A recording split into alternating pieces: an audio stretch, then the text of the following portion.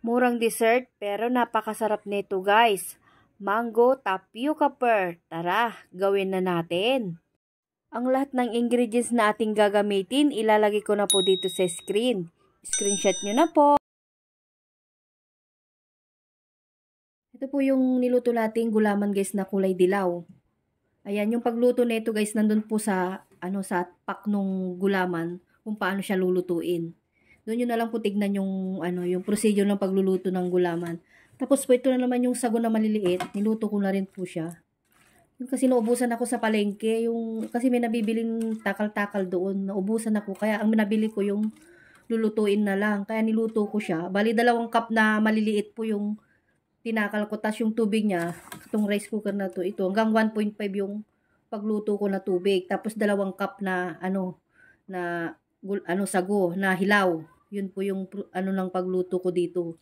Ito naman po yung kinalabasan niya. Saktong-sakto lang po.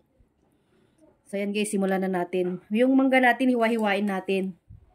Yung sagong maliliit guys, niluto ko siya siguro mga 1 oras yun. Hanggang sa nawala yung mga puti niya sa may gitna. Pag nawala na yun guys, ayan, i-off nyo na yung kailan. Tapos hugasan nyo siya ng malamig na tubig para hindi siya magdikit-dikit. O di kayo, para hindi kayo mahasil magluto, bumili na lang din po kayo sa palengke. Ayan, ganyan po ginawa ko rin sa mangga. Hiniwa-hiwa ko siya ng pie square. Mura ngayon ang mangga guys, kaya tara, gawa na tayo ng maraming dessert. Nabili ko ito ng 120 1 kilo. Kaya 3 kilo yung binili ko guys. Talaga mananawa yung mga anak ko. Gumawa din po ako ng mango graham. Birthday kasi po ng anak ko. Kaya napagawa ko ng mga desserts na mangga ang flavor. So ito lahat yung ating nagayat-gayat na mangga. Ngayon isusunod naman natin yung ating gulaman.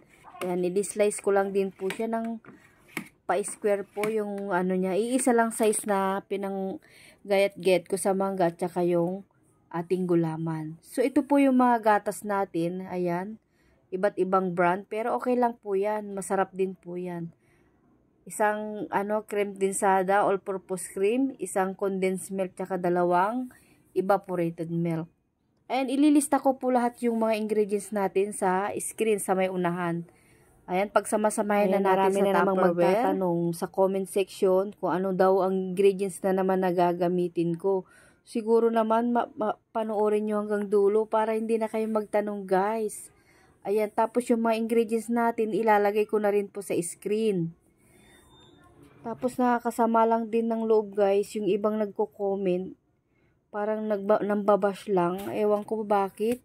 So, nag-share lang naman ako ng mga, ng mga content na nakakatulong sa iba o sa inyo.